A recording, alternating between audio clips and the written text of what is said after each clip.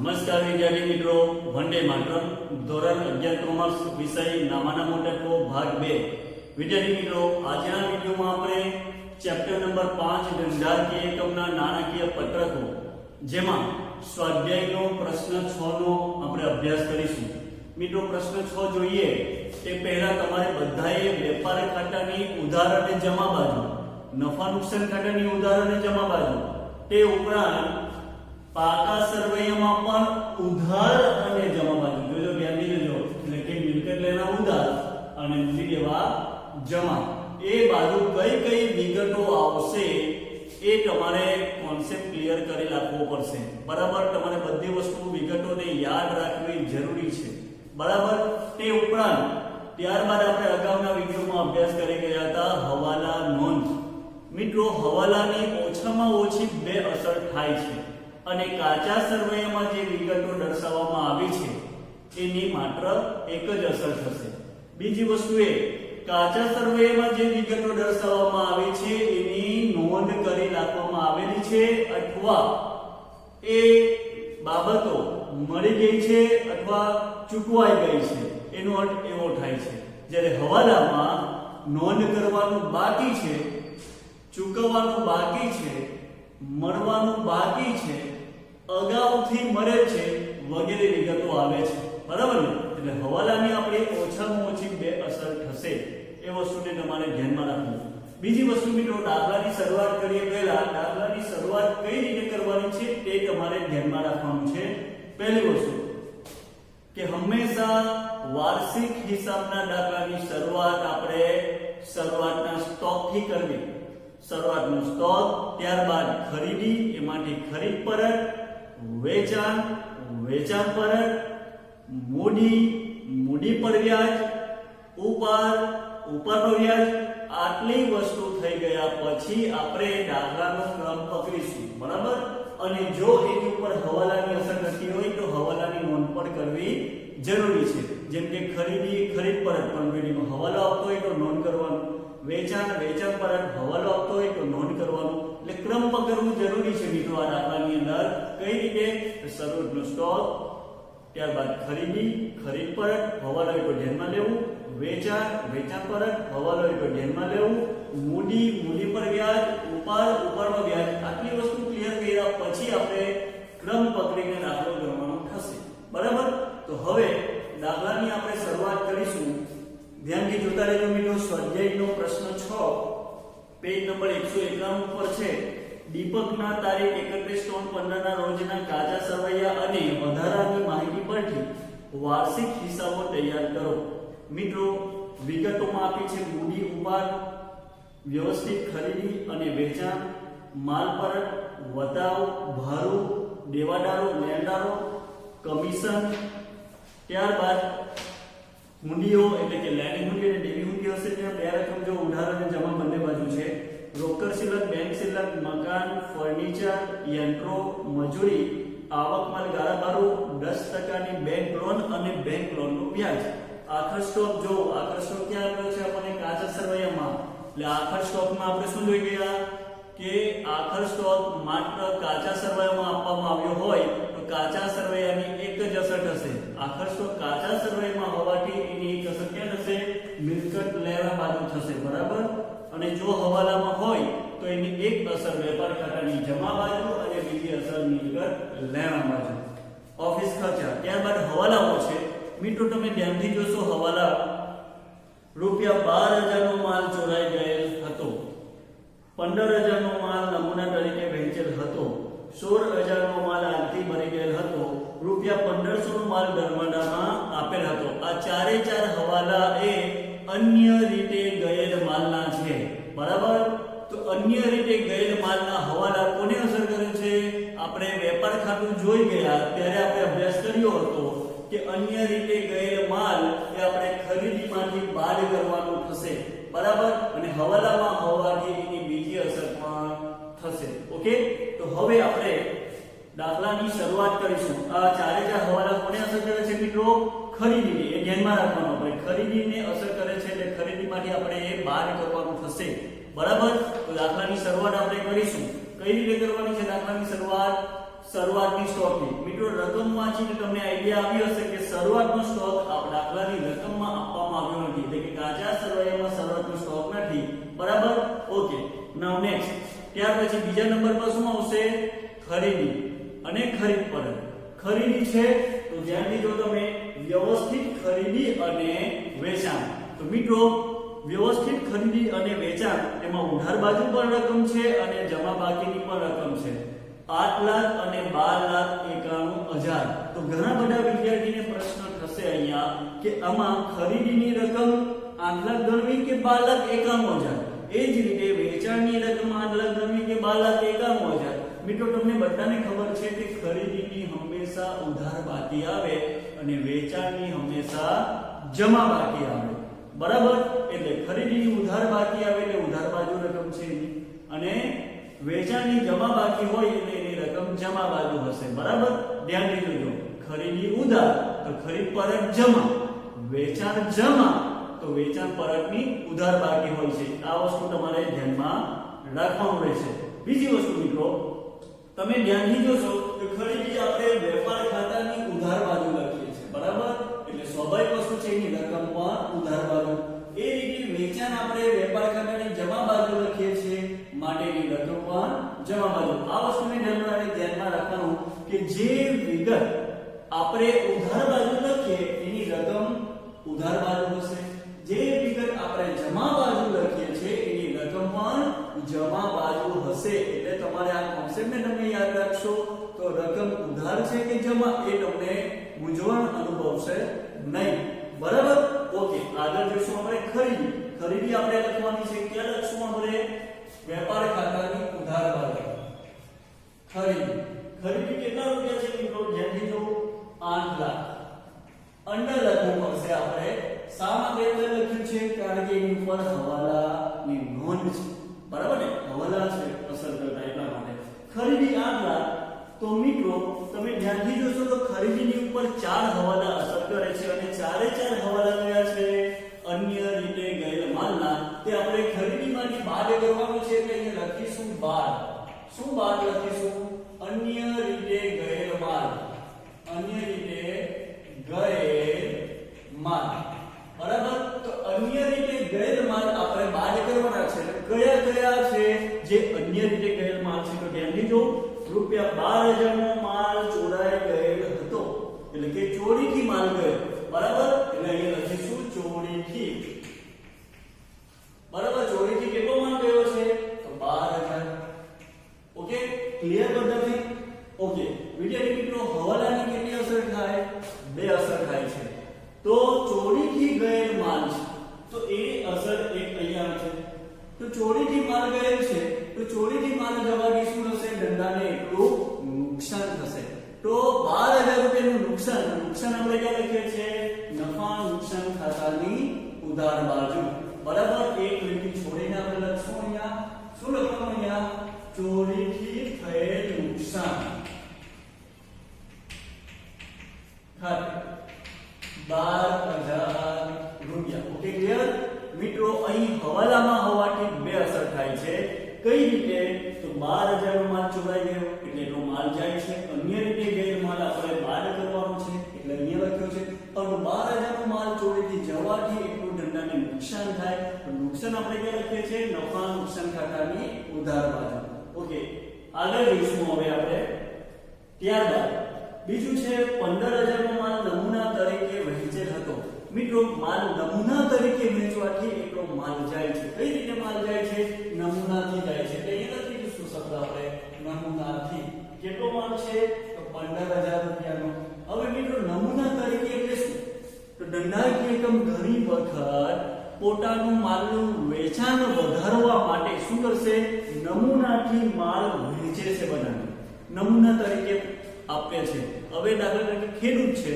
તો ખેડૂતના અહીંયા અનાજ પાકે છે તો અનાજ ખરીદવા માટે લોકો આવે તો શું કરશે નમૂના તરીકે માલ એ થોડો ઘણો અનાજ ભરીને આપશે બરાબર ને તો એટલો માલ જાય છે બરાબર તો એ જાહેરાત કરેલી કહેવાય એક રીતે વિદ્યાર્થી મિત્રો નમૂનાથી જે માલ આપવામાં આવે તો એ બધાને નમૂના તરીકે માલ આપવામાં આવે છે એને જાહેરાત કરી કહેવાય એટલે જાહેરાત ખર્ચ કહેવાશે બરાબર.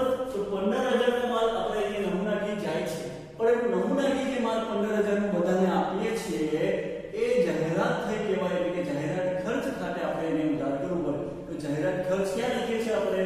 નફા નુકસાન ખાતાની ઉધાર બાજુ લખીશું અહીંયા જાહેરાત ખર્ચ ખાતે 15,000 રૂપિયા. ઓકે, આગળ 16,000 નો માલ આગથી ભરી ગયેલ છે. મિત્રો અહીંયા ફરીથી માલ જાય છે કઈ રીતે? આગથી ભરી ગયેલ માલ.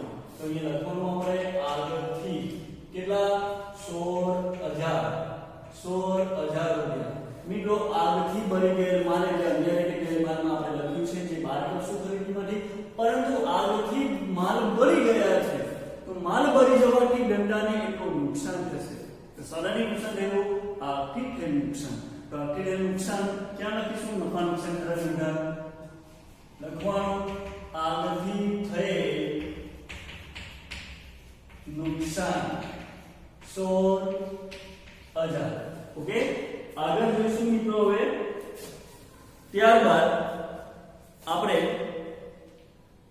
લાસ્ટ છે વાળો 1,500 નો માલ ધર્મદામાં આપેલ હતો. ધર્મદા એટલે કે દાન કર્યું છે. કેટલાનો માલ આપ્યો છે ધર્મદામાં? 1,500 નો માલ. એટલે ધર્મદાથી માલ કેટલો જાય છે? તો એ લખવાનું ધર્મદા ખાતે. ધર્મદાથી કેટલો માલ? 1,500 રૂપિયાનો માલ જાય છે, બરાબર. પરંતુ ધર્મદામાં માલ જે આપવામાં આવે છે એ ધર્મદા ખર્ચ કહેવાય. માટે ખર્ચની અસર આપણે નફા નુકસાન ખાતાની ઉધાર બાજુ આપશું. ધર્મદા ખર્ચ ખાતે કેટલા રૂપિયા છે? તો 1,500 રૂપિયા છે. ઓકે, ક્લિયર થઈ બધાને? મિત્રો અન્ય રીતે ગયેલ માલની કેટલી અસર થઈ છે? બે અસર, કારણ કે હવાલામાં છે. તો એ આપણે ખરીદીમાંથી બાદ કરવાનું છે, બરાબર. કઈ ગયું? ચોરીથી માલ ગયો. ચોરીથી માલ ગયો એટલે બાદ થશે, પણ નુકસાન થાય એટલે બીજી અસર. અહીંયા નમૂનાથી માલ વેચ્યો છે તો માલ જાય છે, પણ નમૂના તરીકે માલ શા માટે વેચવામાં આવે? એક પ્રકારની જાહેરાત કહેવાય, એટલે જાહેરાત ખર્ચ ખાતે લખ્યું છે. આર્થિક નુકસાન, આર્થિક માલ ભરી ગયો એટલે એ આપણે અન્ય રીતે ગયેલ માલમાં લખ્યું છે.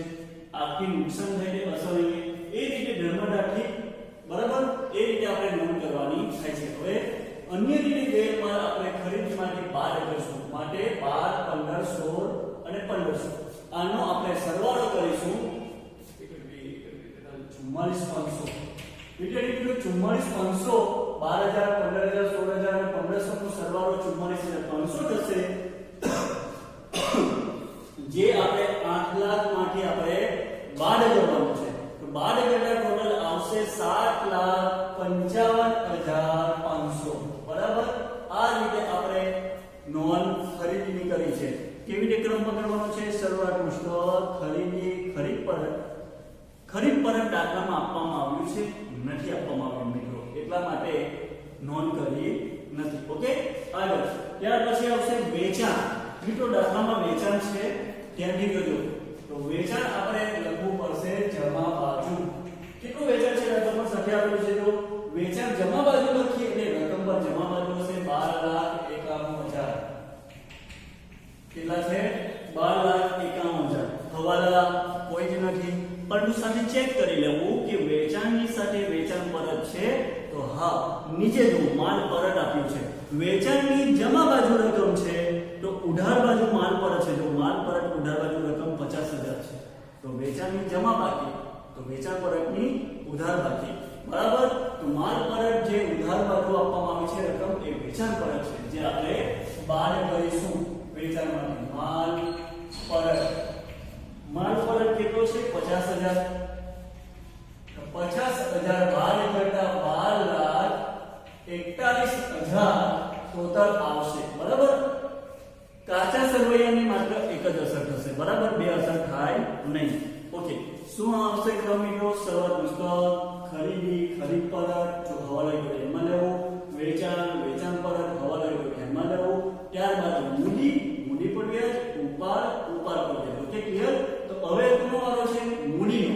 તો મિત્રો મૂડી છે દાખલામાં આપેલી, જો મૂડી અને ઉપાડ આપવામાં આવ્યા છે.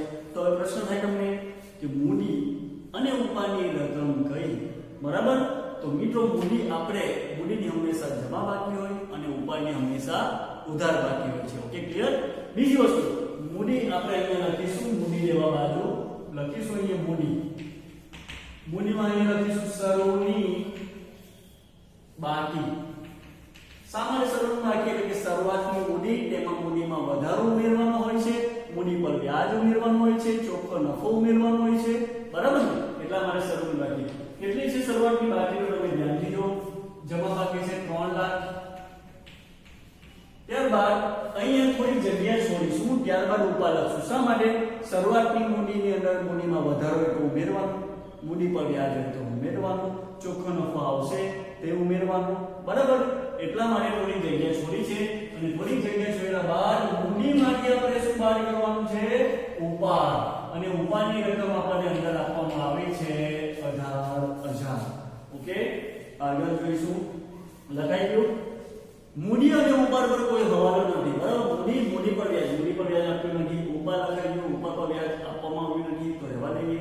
તો આપણે કેટલી વસ્તુ ક્લિયર કરી મિત્રો અત્યાર સુધી? સરળનો સ્ટોક, ખરીદી, ખરીદ પરત, હવાલો ધ્યાનમાં લેવાનું, વેચાણ પરત, હવાલો ધ્યાનમાં લેવાનું, મૂડી પર વ્યાજ, ઉપાડ પર વ્યાજ. આટલી વસ્તુ થઈ ગયા બાદ આપણે સ્વાધ્યાયના દાખલાનો ક્રમ પકડી લેવાનો. જોઈ લઈએ આપણે. મૂડી પર વ્યાજ આવી ગયું, મૂડી ઉપર આવી ગયું, વ્યવસ્થિત ખરીદી વેચાણ આવી ગયું, માલ પરત આવી ગયું. હવે વટાવ.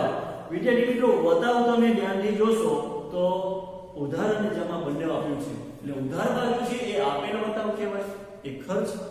જમા બાજુ છે એ મળેલો વટાવ કહેવાય, મળેલો વટાવ એ ઉપજ આવક કહેવાય, બરાબર? હવે આ વટાવની નોંધ ક્યાં થાય? નફા નુકસાન ખાતા બાજુ. આપેલ વટાવ ઉધાર બાજુ લખશું આપણે. આપેલ વટાવ ઉધાર બાજુ લખીએ એટલે રકમ પણ ઉધાર બાજુ હોય. કેટલી છે રકમ? 6,000. અને મળેલ વટાવ જમા બાજુ લખશું આપણે. કેટલા રૂપિયા છે? 8,000. Okay, clear? આગળ ભાડું. વિદ્યાર્થી મિત્રો, ભાડું ખરીદીને લગતા ખર્ચા હોય તો વેપારી ખાતા. એ સિવાયના ખર્ચા ક્યાં લખવાના છે આપણે? નફા નુકસાન ખાતાની ઉધાર બાજુ. એટલે ધ્યાનમાં રાખવાનું, વેપાર ખાતામાં શાની નોંધ થાય? ઉધાર બાજુ માલની ખરીદી અને ખરીદીને લગતા ખર્ચા. ઓકે, તો નફા નુકસાન ખાતાની ઉધાર બાજુ શાની નોંધ થાય? ખર્ચ અને નુકસાન, બરાબર ને? આગળ જોઈશું. ચાલો જોઈએ ભાડું. ત્યાં લખશું આપણે નફા નુકસાન ખાતાની ઉધાર બાજુ ભાડું. કેટલું છે ભાડું? 7,000. ત્યારબાદ દેવાદારો અને લેણદારો. મિત્રો તમને બધાને ખબર છે દેવાદાર એટલે કે ગ્રાહક ને ગ્રાહક પાસેથી લેણું. લેણું એટલે કઈ બાજુ? મિલકત લેણું બાજુ. લેણદાર એટલે વેપારી ને વેપારીઓ એટલે એમને નાણાં ચૂકવવાના હોય તો દેવું. દેવું ક્યાં હોય? મૂડી દેવા બાજુ. Okay, clear? દેવાદારો આપણે ક્યાં લખીએ છીએ? મિલકત લેણા બાજુ. મિલકત લેણા એટલે ઉધાર, બરાબર ને? એટલે એની રકમ પણ ક્યાં હશે? ઉધાર બાજુ. લેણદાર આપણે ક્યાં લખીએ છીએ? મૂડી દેવા બાજુ. તો મૂડી દેવા એટલે કે જમા, તો એની રકમ ક્યાં હશે? જમા બાજુ. Okay, clear? તો આપણે જોઈશું એ થોડી જગ્યા છોડીને લખીશું દેવાદાર. એની પર હોલ નથી એટલે આપણે સીધા બહાર લખશું. દેવાદારોની રકમ લખીશું 1,10,000. ત્યારબાદ છે લેણદારો. લેણદારો કેટલા છે? 90,000 લખીશું.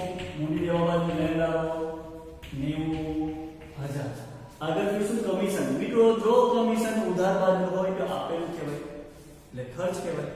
અને જો કમિશનની રકમ જમા બાજુ હોય તો મળેલું કહેવાય, એટલે કે ઉપજ આવક, બરાબર ને? તો કઈ બાજુ છે? ઉધાર બાજુ. એટલે કમિશન આપેલું કહેવાય એટલે ખર્ચ, અને ખર્ચ ક્યાં આવશે? નફા નુકસાન ખાતાની ઉધાર બાજુ. લખીશું અહીંયા કમિશન. મિત્રો, તમને ઘણા બધા પ્રશ્ન થતા હશે કે તમે જે નફા નુકસાન ખાતાના નમૂનાનો અભ્યાસ કર્યો ત્યારે 4 ભાગમાં ખર્ચાઓને વહેંચ્યા હતા, બરાબર?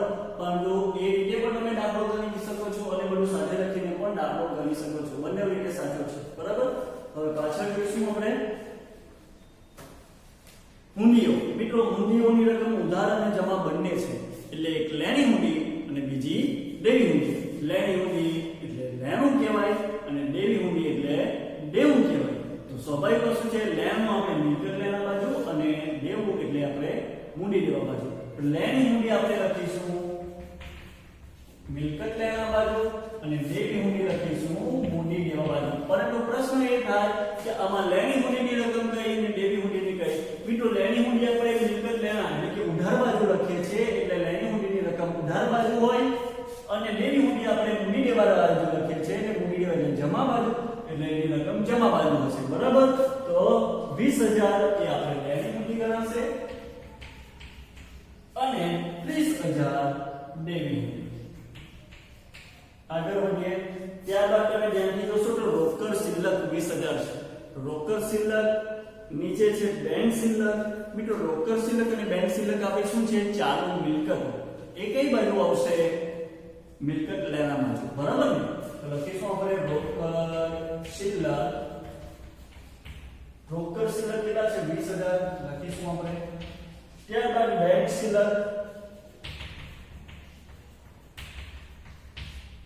શિલ્લક પર ત્યાં લખીશું 90000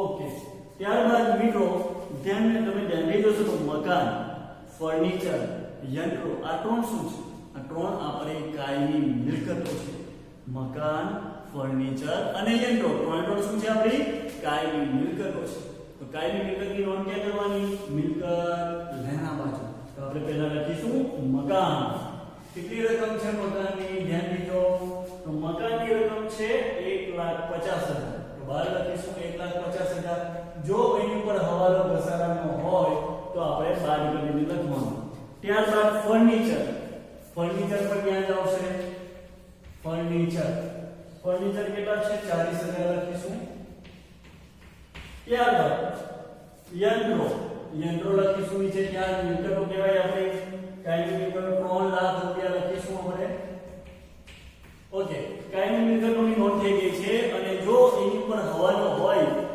ઘસારાનો અત્યારે તો નથી હોય તો એ ઘસારો એમાંથી બાદ કરવાનો અને એ ઘસારાની અસર બીજી ક્યાં થાય ઘસારાનો ખર્ચ નફા નુકસાન ખાતાની ઉધાર બાજુ આવે આગળ જોઈશું આપણે ત્યારબાદ છે મજૂરી મિત્રો મજૂરી આપણે જોઈ ગયા હતા કે મજૂરી એ માલની ખરીદીને લગતો ખર્ચ છે તો કઈ બાજુ નોંધ હશે કે વેપાર ખાતાની ઉધાર બાજુ બરાબર તો અહીંયા લખીશું મજૂરી કેટલા રૂપિયા છે તો 60,000 રૂપિયા મજૂરી લખીશું ત્યારબાદ છે આવક માલ ગાળા બારો મિત્રો આવક માલ એટલે માલ આવે માલ ક્યારે આવે માલની ખરીદી કરવામાં આવે ત્યારે અને ત્યારે જે ભાડું ચૂકવીએ છીએ એટલે એ આવક માલ ગાળા બારો કહેવાય એટલે ખરીદીને લગતો ખર્ચ ક્યાં લખીશું વેપાર ખાતાની ઉધાર બાજુ લખવાનું અહીંયા આવક માલ ગાળા ભાડું કેટલું છે 60,000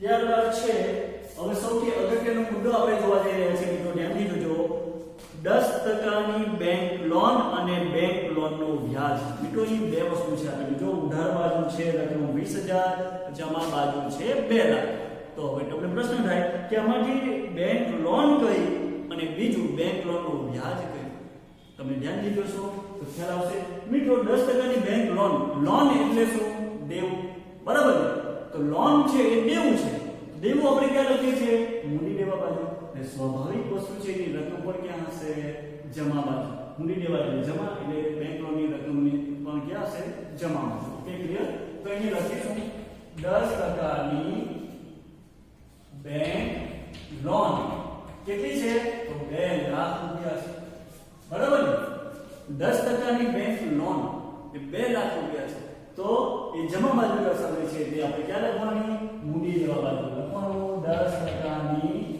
બેંક લોન 2 લાખ ઓકે લખાઈ ગયું ત્યારબાદ જો ઉધાર બાજુ 20,000 રૂપિયા સાથે છે બેંક લોનનું વ્યાજ મિત્રો બેંક લોનનું વ્યાજ એટલે એટલું વ્યાજ ચૂકવી દીધેલું કહેવાય કાચા સરવૈયામાં દર્શાવેલી વિગત બધી ચૂકવી દીધેલી કહેવાય અથવા મળી ગઈ કહેવાય અથવા નોંધ થઈ ગઈ કહેવાય બરાબર હવે તમે ધ્યાનથી જોશો તો બેંક લોનનું વ્યાજ ઉધાર બાજુ છે એટલે શું કહેવાય મળેલું કહેવાય કે આપેલું કહેવાય આપેલું કહેવાય ખર્ચ કહેવાય કઈ બાજુ નોંધ હશે નફા નુકસાન ખાતાની ઉધાર બાજુ લખવાનું બેંક લોનનું વ્યાજ કેટલું 20,000 આવી રીતે નોંધ હશે ઓકે મિત્રો એક વસ્તુ ધ્યાન રાખજો 10% ની બેંક લોન પેલી ધંધાએ બેંક પાસેથી લોન કેટલી લીધી છે તો 2 લાખ રૂપિયાની લોન લીધી છે તો લોન લીધી તો આ 10% શું છે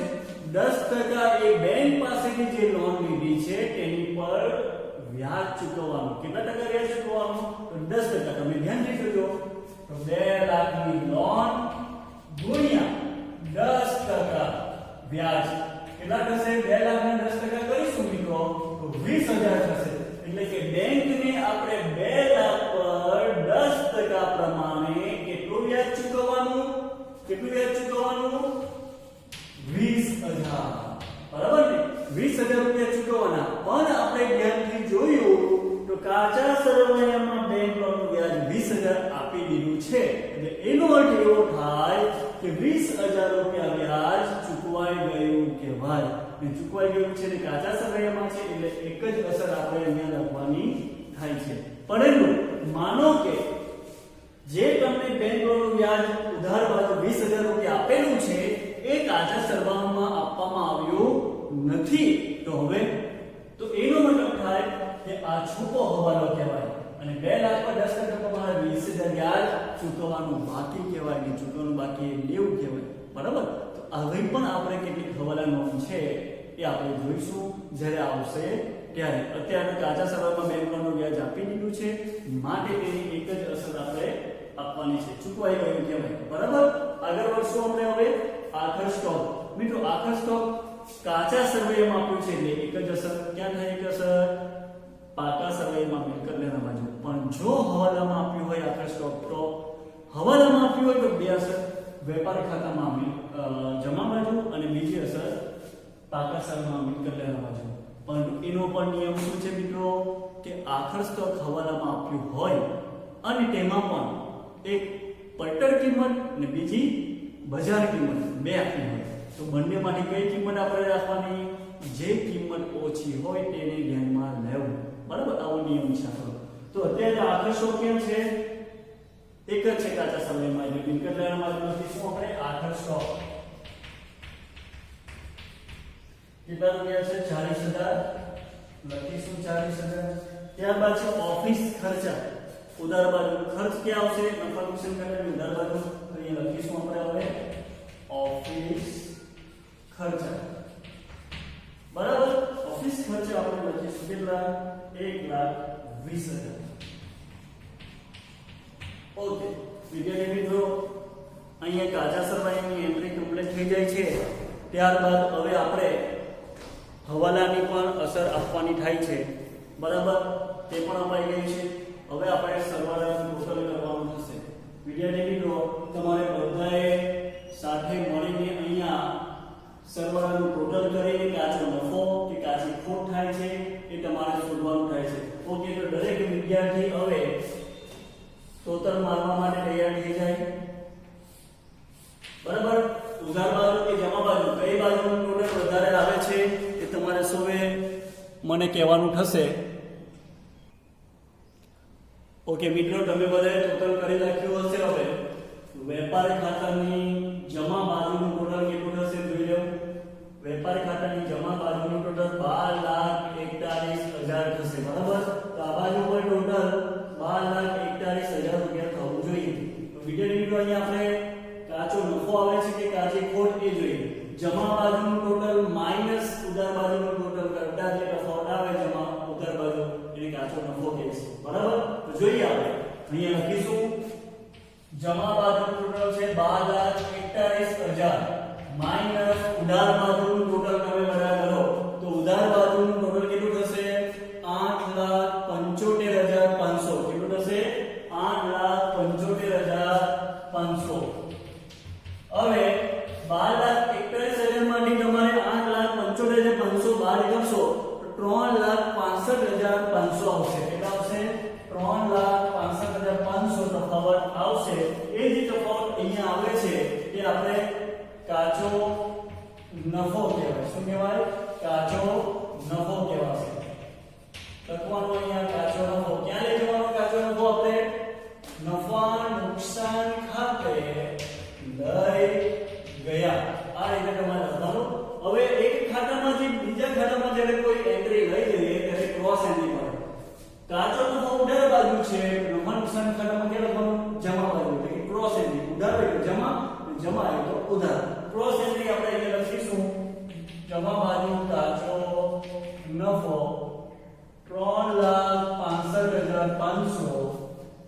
કૌંસમાં લખવાનું વેપાર ખાતેથી લાવ્યા. બરાબર વિદ્યાર્થી મિત્રો, હવે તમારે બધાએ નફા નુકસાન ખાતાનું ટોટલ કરવાનું છે, ચોખ્ખો નફો કે ચોખ્ખી ખોટ જાણવા માટે. તો જમા બાજુનું ટોટલ પહેલા આપણે કરી દઈએ. જમા ટોટલ માઈનસ ઉધાર. બરાબર, તો જમા બાજુનું ટોટલ તમે બધા કરશો તો 3,65,500 માં 8,000 આપણે ઉમેરી દઈએ તો કેટલા આવશે? 3,73,500. કેટલા આવશે? 3,73,500 જે આપણે અહીંયા લખી કરશું.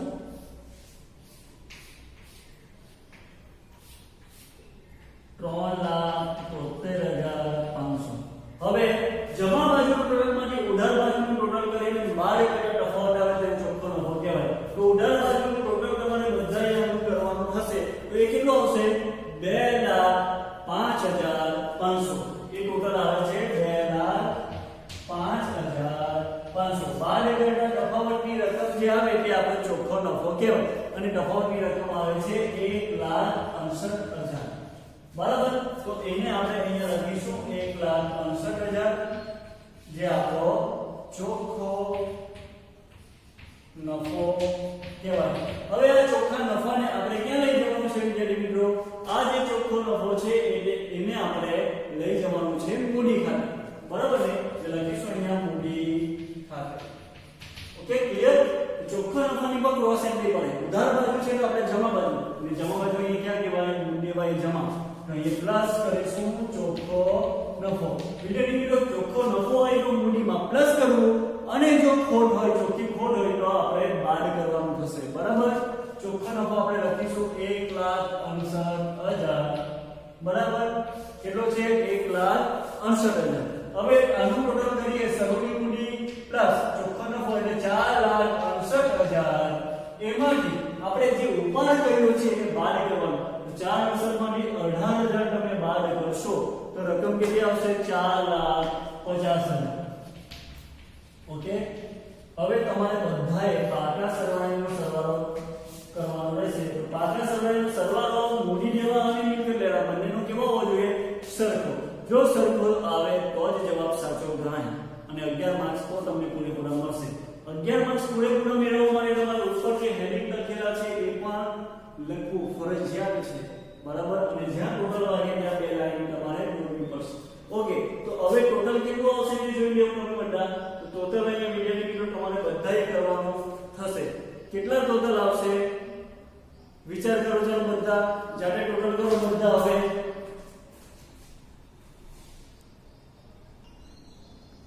ઓકે, તમે પાકા સરવાળાનું ટોટલ કરી નાખ્યું હશે વિદ્યાર્થી મિત્રો, અને આ પાકા સરવાળાનું ટોટલ કેટલું થાય છે તમારે બધાએ જાતે કહેવાનું રહેશે. તે પહેલા અહીંયા જે ટોટલ છે આપણે લખી કરીએ 3,73,500. બરાબર, ઓકે, આ ટોટલ આપણે થઈ ગયું છે. તફાવતની રકમ આપણે ત્યાં લખી છે. હવે એનું ટોટલ આપણે કરશું તો 7,70,000 આવશે. હવે બંને બાજુનું ટોટલ 7,70,000 રૂપિયા થવું જોઈએ. બરાબર, તો આ રીતે બંનેનું ટોટલ આવે તો આપણો દાખલો સાચો ગણાય. બરાબર, અને 11 માર્ક્સ આપણે કવર કરી શકીએ. તમારે આવું જે ઉદાહરણ છે સ્વાધ્યાયની અંદર આપવામાં આવ્યું છે, લગભગ ઉદાહરણ 24 જ છે. હા, ઉદાહરણ 24 આના જેવું છે, તમારે હોમવર્કમાં કરવાનું થશે. બરાબર.